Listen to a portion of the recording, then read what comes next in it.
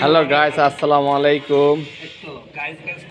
আমরা এখন একটা পুরাতন বক্স সার্ভিসিং করব। সুন্দর করে এটা ফিটিং ফাটাং করতে হবে, কিছু মডিফাই করতে হবে। সব কিছু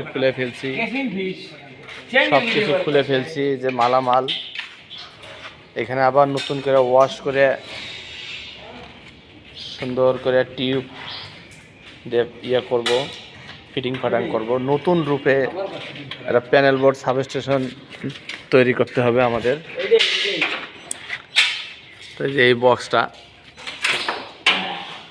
অন্যজনের বক্স আমরা নিয়ে আসছি। এখানে কিছু ভুল ছিল, তো ওটা সমাধান করব আমরা।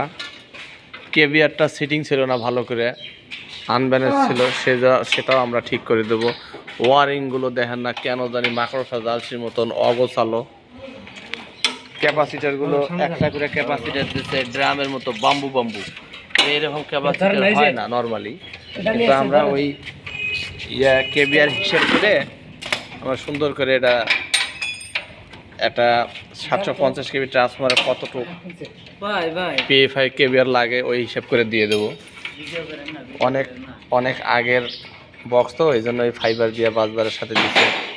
তার এখানে 3 পার্টের বক্স, তো এই জন্য এখন আমরা এটা 2 পার্ট করবো, আলাদা করবো। পিএফআইটা আলাদা করবো, এলডিটা আলাদা করবো, সব কিছু খোলানো হচ্ছে।